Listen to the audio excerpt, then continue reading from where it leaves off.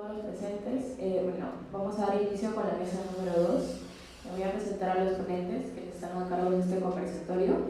Juan Carlos Guillús, doctor en literatura en University of Texas at Austin, es crítico literario y escritor, profesor de cine, literatura y psicoanálisis en la Pontificia Universidad Católica del Perú, así como también docente nombrado en la Facultad de Letras de la Universidad Nacional Mayor de San Marcos. Ha escrito la novela No tengo nada que ver con eso, publicada en el año 2017. Asimismo, es autor de libros de crítica literaria y sobre el tema de la violencia política, tales como La venganza del indio, ensayo de interpretación por lo real de la narrativa indigenista peruana, publicada en el año 2017, Contra el sueño de los justos, la literatura peruana ante la violencia política, junto con Alexandra Givet y Víctor Vich, publicada en el año 2009, y Nuevos súbditos, cinismo y perversión en la sociedad contemporánea, publicado en el año 2006. Asimismo nos acompañará en esta mesa Dorian Espesúa, quien actualmente es profesor del Departamento de Literatura en la Universidad Nacional Mayor de San Marcos, donde también obtuvo su doctorado. Dentro de su producción académica vamos a encontrar artículos publicados en distintas revistas especializadas, tanto nacionales como extranjeras. Asimismo, es autor de los siguientes libros: Entre lo real y lo imaginario, una lectura lacaniana del discurso indigenista, publicada en el 2000, Todas las sangres en debate, científicos sociales versus críticos literarios, publicada en el año 2011, Las conciencias lingüísticas en la literatura peruana, publicada en el 2017, Parkinson, Alzheimer y literatura, del mismo año, Perú Chicha, la mezcla de los mestizajes, publicada en el año 2018. Buenas tardes. Para mí es un gusto estar al lado de Juan Carlos para conversar acerca de su importante libro La venganza del indio, ensayos de interpretación por lo real en la narrativa indigenista peruana.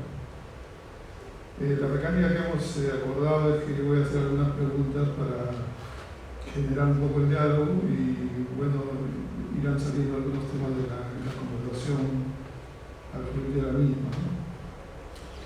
Una primera cosa que me llama la atención, Juan Carlos, es tu definición de indio, como un no ciudadano, un sujeto que está sujeto a ser abusado por las autoridades de alguna manera, ¿no?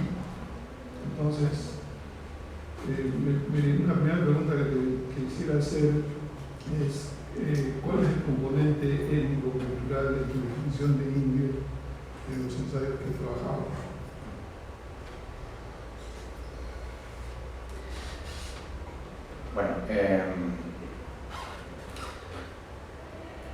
Justo eso comentó William Díaz en Arequipa con respecto a esta definición del indio, ¿no? A él la definición le parecía fantástica porque él, haciendo una símil con Arequipa, decía que un arequipeño es todo aquel que se declara su lealtad a Arequipa.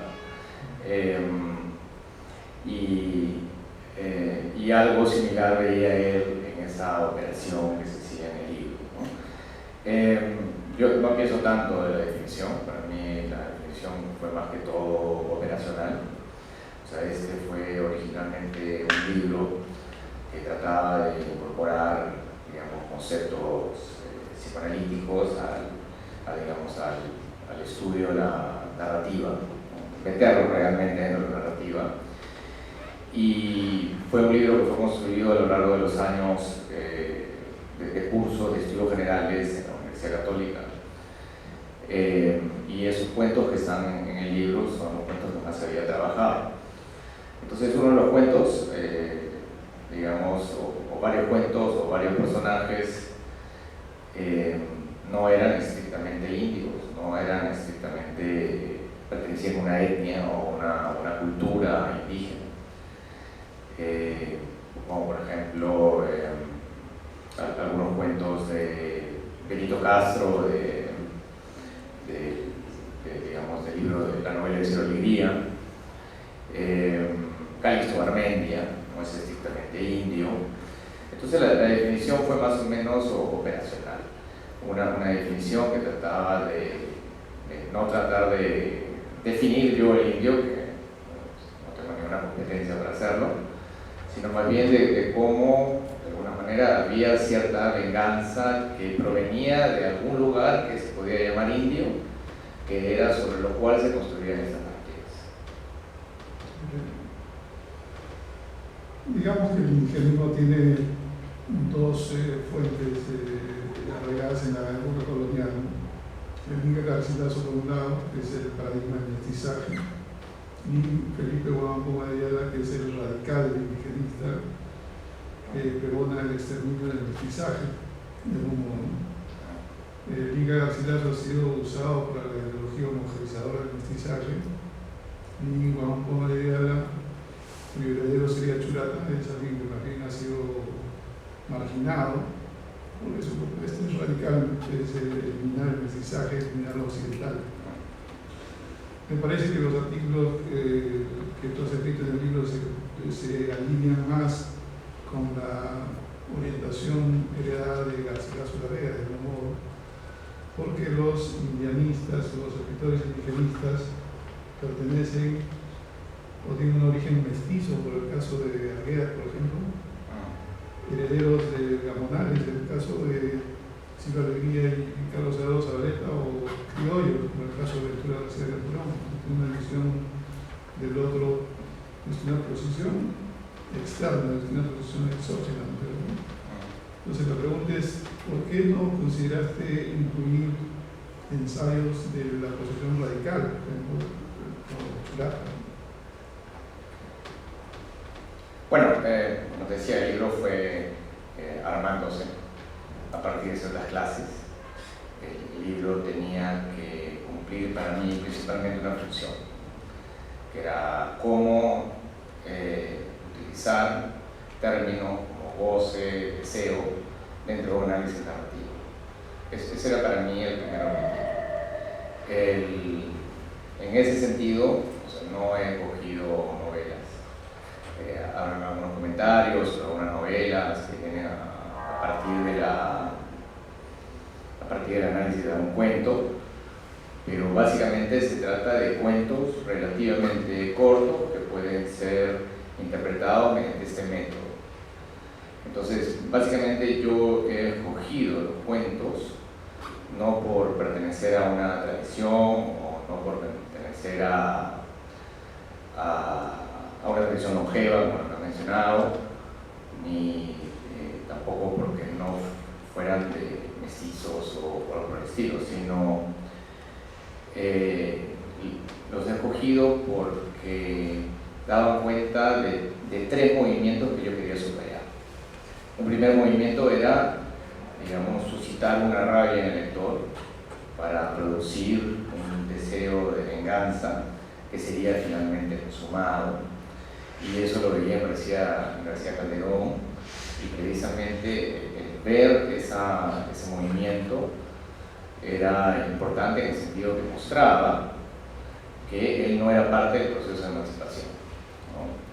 El segundo movimiento, donde estaban Arguedas y Silva Alegría, se suscitaba una rabia y un deseo de venganza en el lector para finalmente llevar ese proceso de venganza y de justicia a la insatisfacción y a la derrota. Entonces allí, digamos que esos cuentos, Calixto Garmendia y los cuentos de Aguas, obedecían a ese movimiento en el cual se generaba una no satisfacción del deseo de venganza para hacer que él, y justicia para hacer que el lector fuera partícipe de un proceso emancipatorio, ¿no? O sea, uno cuando acaba un texto que tiene alguna connotación política, lo mejor es que no haya una victoria final, porque uno tiene que salir con cierto deseo, ¿no? Cierto deseo de realizar la venganza y la justicia en el futuro.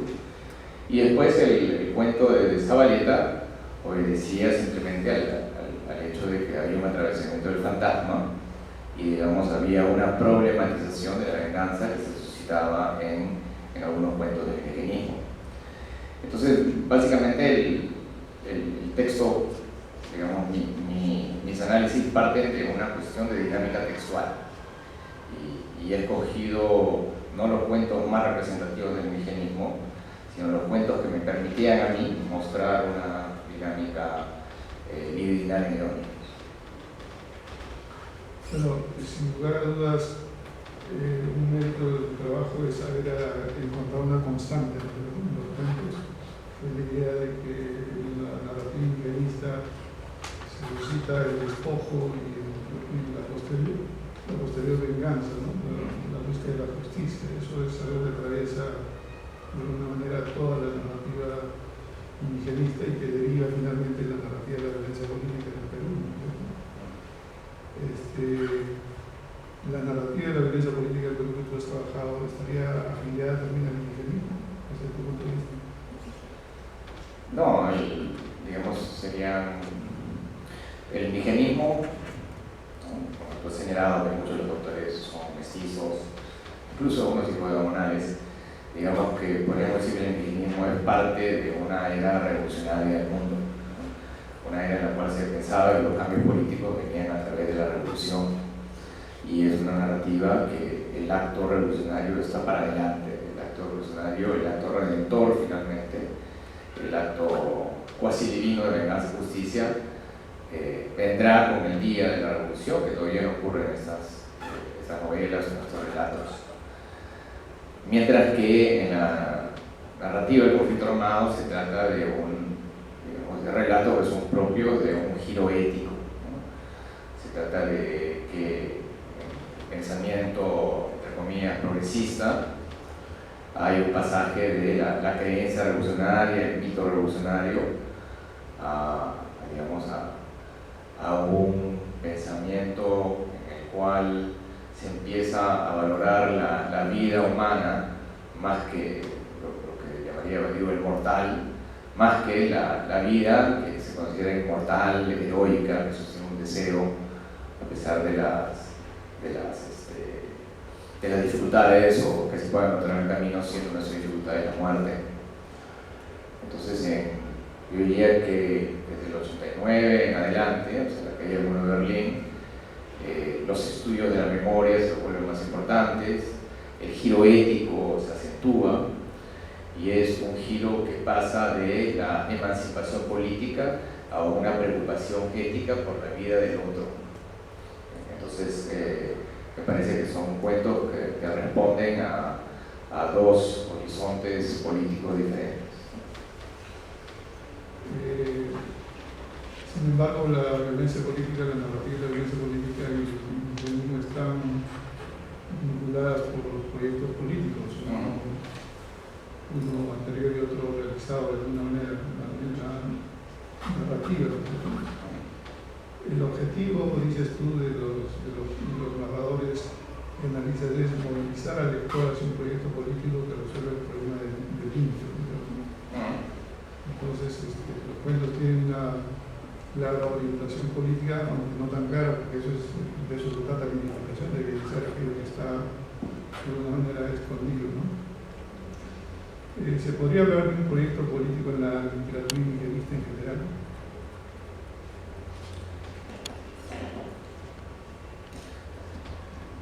Bueno, o sea, uno podría pensar, primero con respecto al anterior, ¿no? O sea, hay un proyecto político, digamos, que podría vincular el indigenismo con la literatura del conflicto armado, pero yo diría que en el indigenismo ese proyecto político está por venir, ¿no? Un poco lo que has resaltado tú.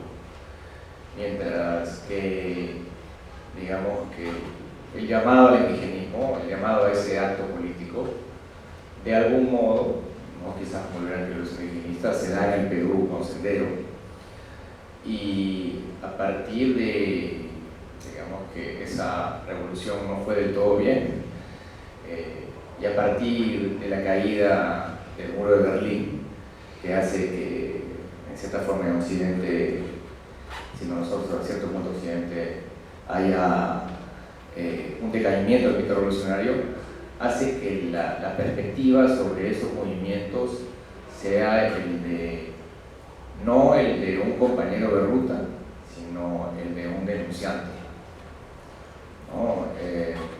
Digamos, lo que está dispuesto a aceptar Arguedas como sufrimiento en el proceso de emancipación no es lo que están dispuestos a soportar los que son parte de la literatura del conflicto armado, ¿no? En Arguedas se encuentra frases como "en todas las sangres", por ejemplo. Tú, cuando has escrito un libro al respecto y lo conoces a la perfección, como que la vida está para ser, digamos, gastada en el trabajo, ¿no? ¿Y qué pasa si nos morimos en la mina? ¿No? Y lo explica, ¿para qué es la vida sino para gastar en el trabajo? O en Agua, ¿no? La manera como el niño Ernesto cuestiona a los indios que no se rebelan, ¿no? Que es, digamos, bastante cercana a la manera como un gamonal sermonaría a los indios. Mientras que del otro lado, digamos, la preocupación y el cuidado, supuesto cuidado sobre la vida es otro, ¿no? Las preocupaciones de Arguedas y la preocupación de Agüero, ¿no? Por ejemplo, son, digamos, diametralmente opuestas, ¿no? Yo diría que en la narrativa que analizo yo, la narrativa indigenista, en ese sentido hay hay un comienzo. Hoy uno podría verlo a partir de Arguedas, ¿no? Había un comienzo en el cual se establece una relación entre el movimiento indígena y sin ellos conocer mucho al respecto en ese momento, después han habido investigaciones más importantes, y el movimiento socialista, ¿no? Comienza, digamos, con esta idea de Mariátegui que, digamos, habría un protocomunismo andino que fácilmente se convertiría en la política de emancipación socialista.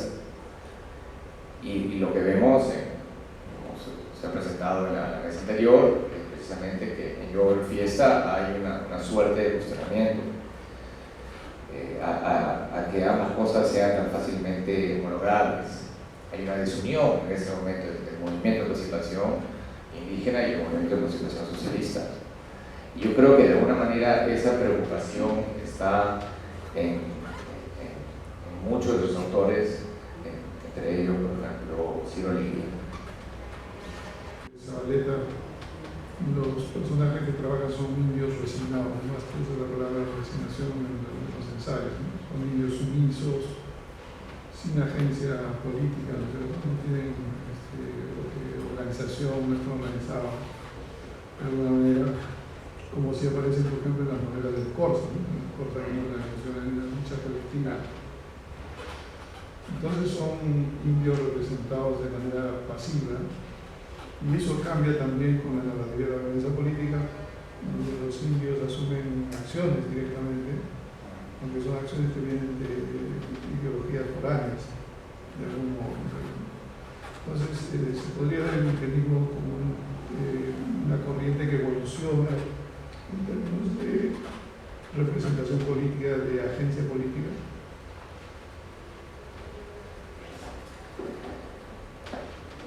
Bueno, para mí no. Yo realmente lo veo del otro lado, ¿no? En el caso de Scorza, sí, ¿no? Digamos que en sus 5 novelas hay un mirar, digamos, ¿cómo decirlo? ¿No? En Scorza hay todavía la idea de que la revolución debe darse, ¿no? De que la revolución debe llevarse a cabo, ¿no? Incluso La tumba del relámpago, por ejemplo, me parece una gran novela en tanto que hay una suerte de pensamiento estratégico, ¿no?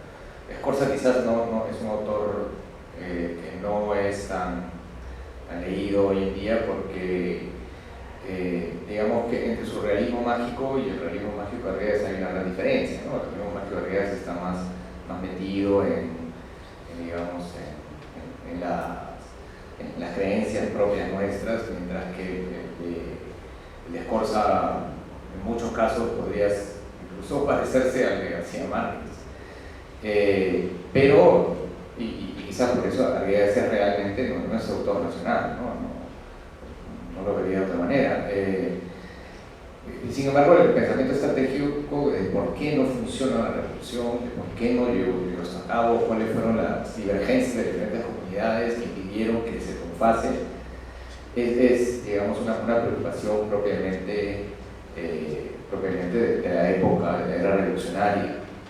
O sea, yo veo que en los indigenistas, pondríamos el esfuerzo como indigenista, digamos, hay realmente el hecho de que mucha gente vaya a morir no es un gran problema, ¿no? Esto no lo digo como una crítica, ¿no?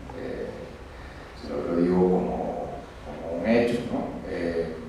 Por supuesto que ninguno de ellos hubiese estado de acuerdo con la revolución que en efecto se dio, ¿no? La de los 80, pero digamos que para ellos lo importante es la vida inmortal, ¿no? De ahí la presencia de los fantasmas, un poco de Jiménez Rixón, ¿cómo se llama? En Scorza.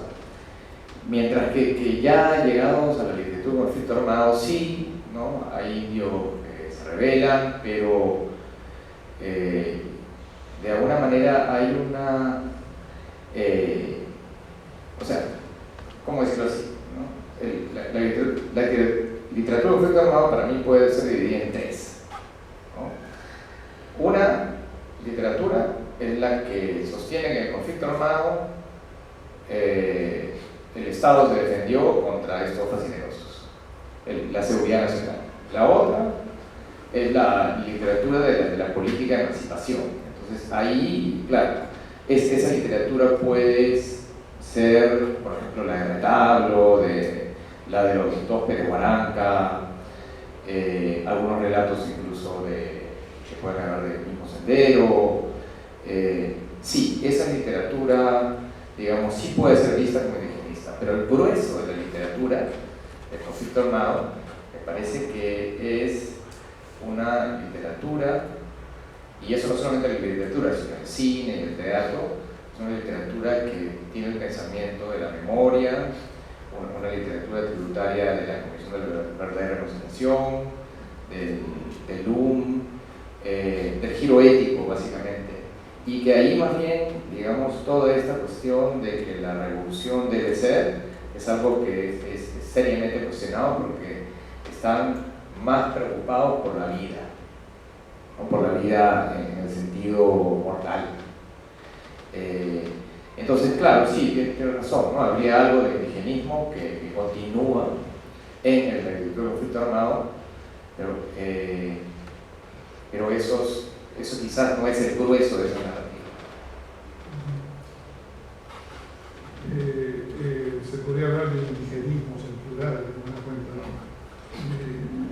Por ejemplo, Arguedas no representa el indio en todo el Perú, ¿no es cierto? Arguedas representa el indio del sur del Perú, del sur del centro del Perú. Ciro Alegría representa al indio del norte, no más que el indio del campesino del norte, y Zabaleta representaría los indios del centro, de algún modo, ¿no? También podría ser el indigenismo por décadas, García Calderón de los años 20, Ciro de los años 50, Arguedas de los años 60, 70 y Zabaleta de los años 80, de alguna manera. El indigenismo es una corriente que atraviesa crónicamente y sincrónicamente todo el Perú de alguna manera. Entonces, se puede generalizar, bueno, tú has logrado generalizar este asunto del despojo y la venganza, ¿no? Se puede generalizar el problema del indio en el diverso territorio peruano del mundo.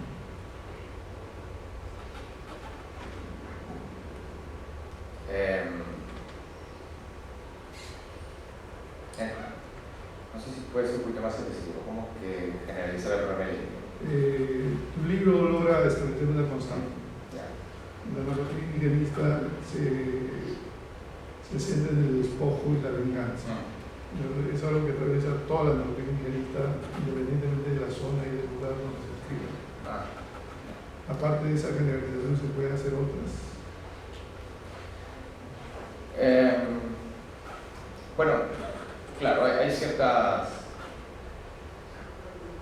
ciertos textos digamos, indigenistas que no tendrían el foco de la venganza como un tema central y que aparecen de manera muy lateral, ¿no? Como textos de Bravicuña, por ejemplo.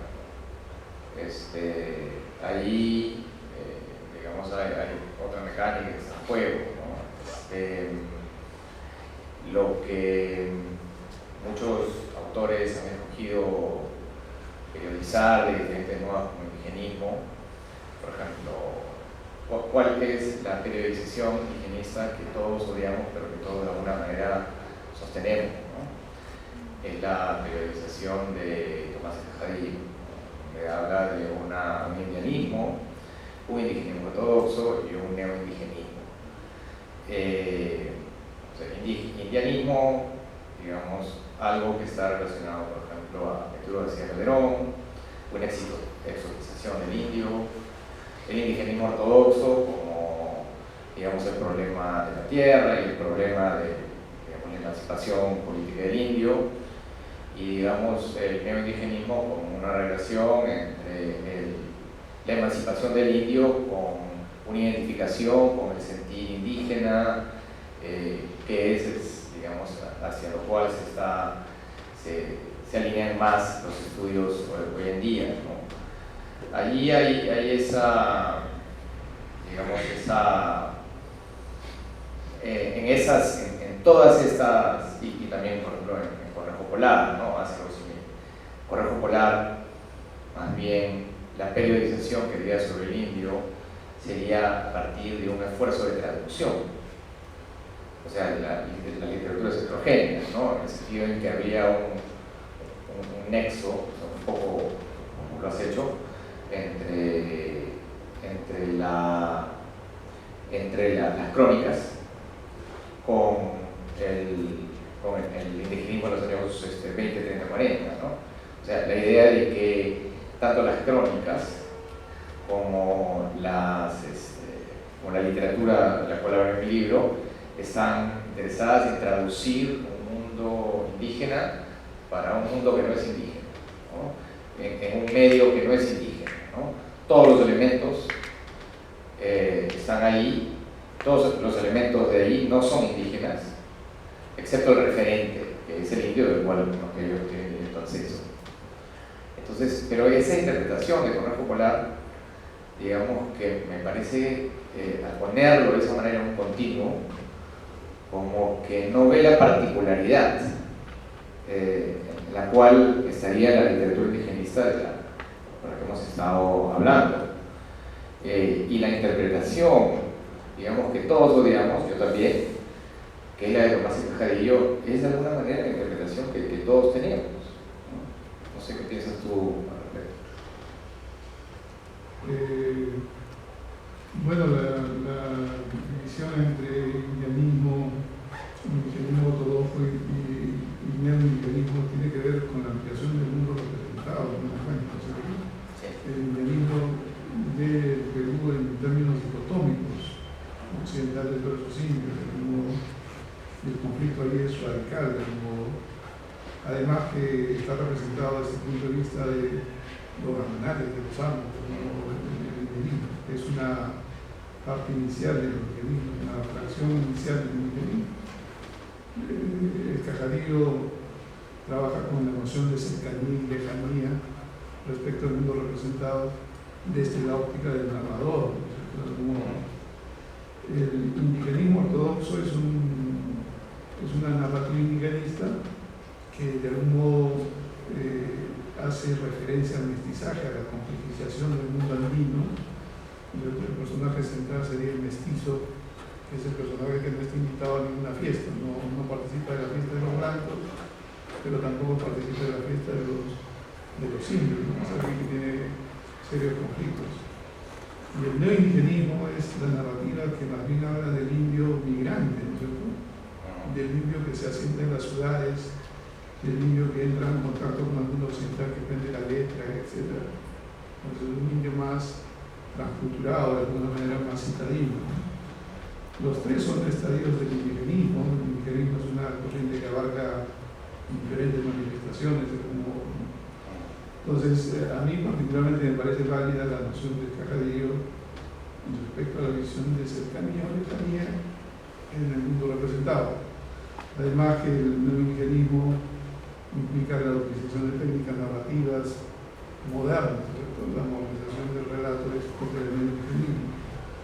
El Cascadillo lanzaba una pregunta, ¿no? ¿Qué cosa viene después del neoindigenismo en esta corriente larga en el tiempo que es el neoindigenismo integral, ¿no? Viene la narrativa andina, como dice Cenizo Díaz, o como de Jara, o viene la narrativa chicha, como algunos están trabajando el tema, ¿no? Es decir, ¿en qué se transforma el neoindigenismo después del neoindigenismo? Es una buena pregunta. Claro, es un poco la definición también operacional, que o sea, yo en un momento ambiciono hacer una nueva periodización a diferencia de la Cascadillo, pero de alguna manera la sostengo en el sentido de ver el indigenismo como un continuo del indigenismo hasta el neoindigenismo. En el sentido de considerar también a García Calderón, a pesar que no tiene, digamos, no empatiza con el movimiento revolucionario, el movimiento de emancipación, como parte del indigenismo, porque él es parte de una época que ya está alzada. Es parte de una época donde se está hablando, digamos, en otros términos de la emancipación social a partir de todo lo que ocurrió, digamos, tanto en el lado europeo como en el lado,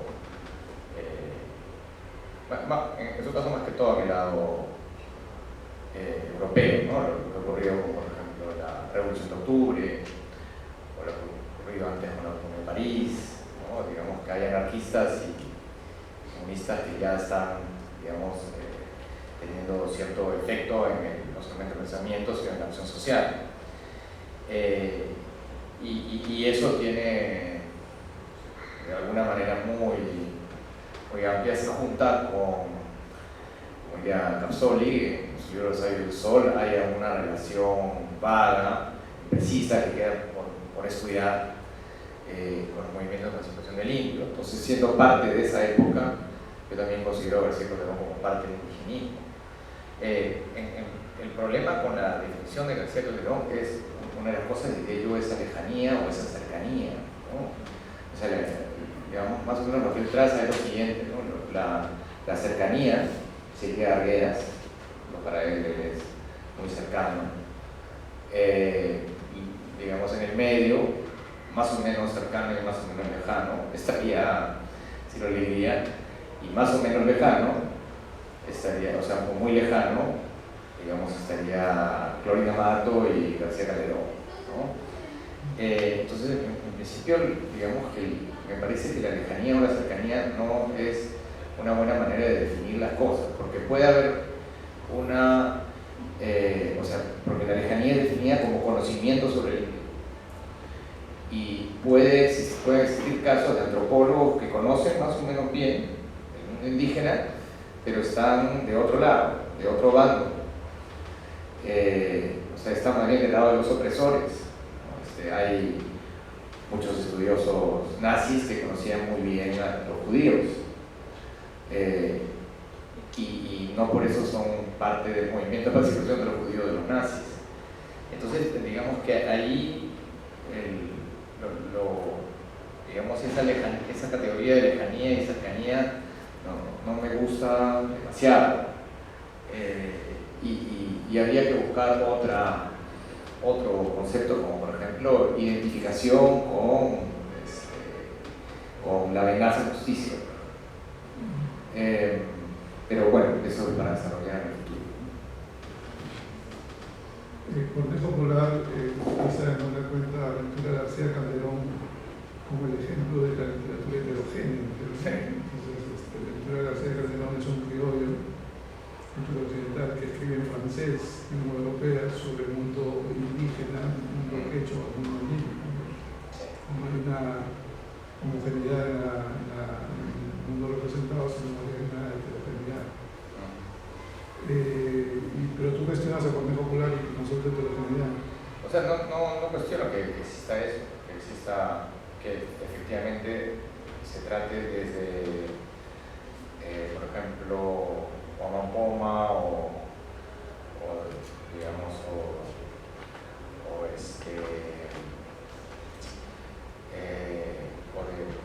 de los cronistas, incluso los cronistas que recién llegan a América, de un proceso de América Garcilaso, diferentes cronistas que recién llegan a América, de una traducción de los indios para un mercado europeo. Digamos que algo de eso está siempre en juego, ¿no? Los indigenistas están usando la novela, están en editoriales, están inmersos en las capas urbanas. Eso me queda bastante claro que es lo mismo desde antes hasta ahora.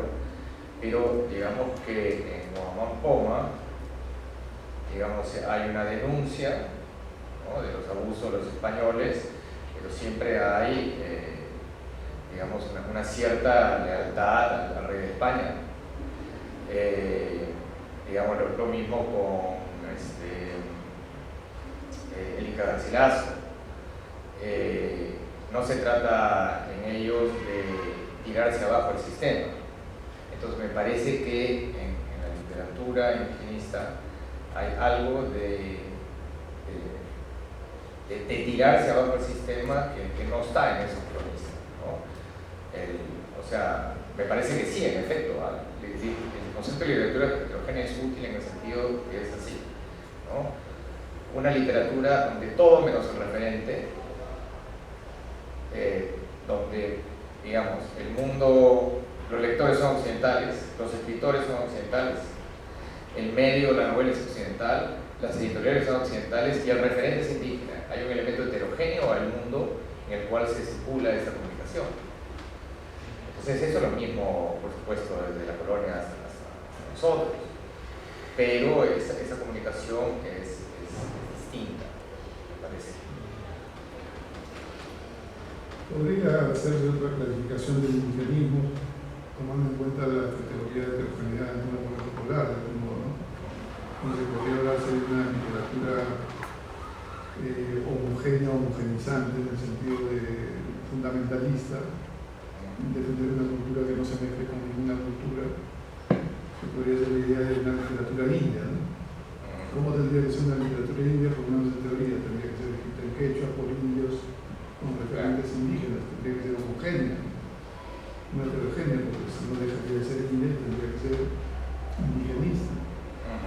Podría hablarse de una literatura como una homogénea heterogenizante, literatura homogénea heterogenizante en el sentido de que algo se va mezclando con culturas externas, ¿no?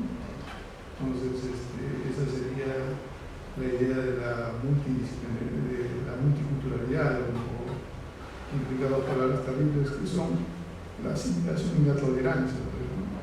No tiene que asimilarse, tiene que ser tolerado por la cultura que lo recibe.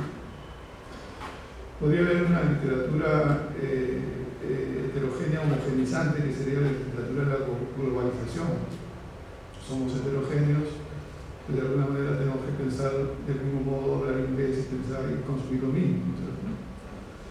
Y una literatura heterogenizante en el sentido de la interculturalidad, ¿no? La diversidad cultural en democracia, con respeto al otro, de algún modo, ¿no? Entonces, la pregunta es, ¿puede el indigenismo derivar en una literatura india como planteaba Mariátegui? La literatura india vendrá cuando los indios tengan capacidad de producirla. Esos indios ya no van a ser indios, ¿cierto? Esos indios van a estar transculturados, van a aprender la tecnología y la escritura de algún modo. ¿Cómo es esto el asunto de ellos? Bueno, el indigenismo no es la literatura indígena, es evidente. El indigenismo son escritores que circulan en las capas urbanas, ¿no? A diferencia de la literatura que tú mencionas, o la literatura india, o la literatura indígena, que son personas de ese mismo medio que utilizan algún otro que han aprendido ya el castellano, que escriben en quechua, o que incluso harían literatura oral, ¿no? digamos, ahí habría que ver la cosa que yo no trabajo, ¿no? Pero digamos, la aparición en la literatura india de otros géneros, ¿no? La aparición de otros estilos, o el cuestionamiento de la misma idea de la literatura, ¿no? Si ya tenemos la literatura a la manera de Rancière como algo que, digamos, expresa la verdad de una sociedad, quizás, y que sin embargo, digamos, el medio que se expresa está de algún modo separado de la sociedad. Quizás en una literatura india, la literatura ya no sea literatura, sino que obedezca más bien al régimen ético del cual habla Rancière, donde la literatura no está separada de la vida. Y claro, viene el problema que dices tú, ¿no? Que si los indios han entendido la literatura y la forma novela, eso ya es una cierta culturización, y en ese caso ya no sería tampoco una literatura indígena, ¿no? Entonces la literatura indígena tendría que cuestionar, digamos, los géneros y tendría que cuestionar la misma idea de la literatura, ¿no? Eso sería algo nuevo que viene desde ahí. Lo que estudia Borja Polar de manera bastante eficaz es ver cómo una relación en algunos autores más eficaces que en otros, digamos, la relación con el referente, digamos, de la literatura indigenista con referente indio, de alguna manera va cambiando la forma misma de los relatos o de las novelas, como por ejemplo en el caso de Arguedas, en un cuento como Agua, que es un cuento que debería ser relativamente simple, ¿no? El Gamonal le quita el agua a los indios y luego viene el movimiento, digamos, de Patacha, que quiere alzar a las comunidades en contra del Gamonal, digamos, en un relato, digamos, de una literatura militante más occidentalizado, sería un relato en el cual uno iría preocupándose de las cosas políticas, de la estrategia, de cómo se da el movimiento, etc. Y mientras que en el caso de Arguedas, digamos, en Agua hay mitos, hay mitos andinos, ritos, y una narración incluso episódica, ¿no? Eso es lo que decía que pasaba con la novela, con la Polar, que la novela se volvía más episódica, no solamente la novela, sino ver los coleros de Agua. Eso incluso es mucho más episódico que un cuento, por ejemplo, de Cortázar, ¿no? O sea, Cortázar decía que la novela gana por puntos y que por supuesto el cuento gana por knockouts. En el caso de Arguedas no es así, ¿no? Entonces en Arguedas se ve digamos, algo de referente que regresa a afectar la forma novelística y que es una de las razones por las cuales Arguedas no puede ser parte del boom, ¿no? Porque requiere otro tipo de atención que esas novelas que se tienen. Una pregunta extra que me gustaría dar tu opinión. Las organizaciones indígenas en Bolivia pueden tirarse abajo un presidente o defender un presidente. Las organizaciones indígenas en el Ecuador pueden hacer retroceder al sistema financiero internacional. ¿El Perú no es un país sin indígenas? ¿Hay indígenas del Perú? Porque paradójicamente cuando a alguien se le pregunta si es indio, dicen no soy indio, soy mestizo, ¿no? Parece que somos un país sin indígenas y eso tal vez explique por qué no hay organizaciones indígenas en el Perú, si no, somos un país lleno de indigenistas, ¿no? Todo el mundo ve al otro de una manera distante. Y paradójicamente tenemos una riqueza enorme en literatura indigenista, ¿no es cierto? Entonces, ¿cómo explicas tú que el movimiento indígena peruano esté a la retaguardia en comparación a Bolivia y Ecuador, por ejemplo? ¿Cómo explicarlo? Digamos que en mi opinión todavía está en elaboración. Okay. ¿Tenemos tiempo todavía? Sí. Me gustaría preguntarte por el método de interpretación de tus trabajos en este libro, ¿no? Es un método que centrado básicamente en el psicoanálisis, pero que integra herramientas de la tanatología, la teoría de la reflexión, del estructuralismo de algún modo, con el objetivo de objetivar los objetivos, ¿no? La pulsión, el deseo, el placer o el goce, en este caso. El psicoanálisis tiene que adaptarse, tiene que de alguna manera aclimatarse a los métodos estructuralistas, narratológicos, o puede funcionar por sí mismo en interpretación literaria. Bueno, primero me gusta el término que se ha utilizado, objetivación de lo subjetivo, ¿no? La idea primero es que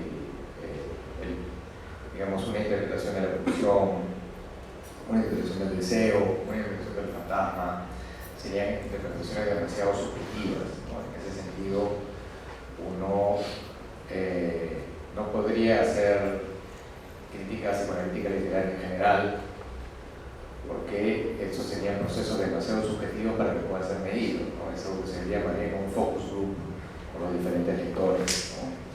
Pero acá precisamente se trata en el libro de objetivar lo subjetivo, ¿no? Siendo que lo subjetivo, algo como la pulsión, el empuje a gozar, lo capitalista, es algo objetivo y que va más allá de nosotros. Va más allá de nuestras individualidades, ¿no? O sea, todos, por ejemplo, por la pulsión estamos empujados a consumir, uno más que otro, pero todos de alguna manera sentimos ese empuje. Entonces eso es, digamos, algo subjetivo que es objetivo, que pertenece a todos. En el caso de la interpretación literaria, digamos que no se trata, en el caso de analizar cómo reacciona el lector empírico, sino remontando a categorías estructuralistas, ¿no? El lector modelo, el lector ideal, el lector implícito. Se trata de ver qué tipo de lector construye los textos. O sea, la idea es que un lector, un texto construye un lector, y que ese lector no es solamente un lector que asume un sentido, un significado, como en la clásica, digamos, el clásico debate entre el estructuralismo y el postestructuralismo, sino que construye digamos, una manera de gozar y construye una manera de desear, ¿no? Cuando sabe y dice cosas como, por ejemplo, ajaja, esa vaca cristiana que no sabe la verdad del sexo, o sea, asume un nosotros que somos libertinos, libres, emancipados, y en ese sentido me parece que todo texto hace eso de una manera que podría medirse mejor de lo que actualmente se hace. Entonces se trata de ver efectivamente qué tipo de lector construye estos textos, tanto en el orden del sentido y en el orden del goce y del deseo. La segunda parte de lo que dijiste se trataba de ir de la sobrino viejo, yo, antes estas cosas fluían más rápido, pero algo dijiste. Sí, el psicoanálisis puede funcionar solo, necesita aclimatarse, familiarizarse, interrelacionarse con métodos aplicados a la literatura. Exacto. Yo lo diría un poco como lo sostiene Recalcati, ¿no? En vez de un psicoanálisis aplicado a la literatura, un psicoanálisis implicado en la literatura, ¿no? O sea, el psicoanálisis, digamos, a veces algunos me preguntan, ¿no? ¿Está bien interpretar este autor por la vía psicoanalítica? Yo digo, está perfectamente bien interpretar al autor por la vía psicoanalítica, pero hay que tener conciencia de que eso es una interpretación clínica. Por ejemplo, en Freud, la interpretación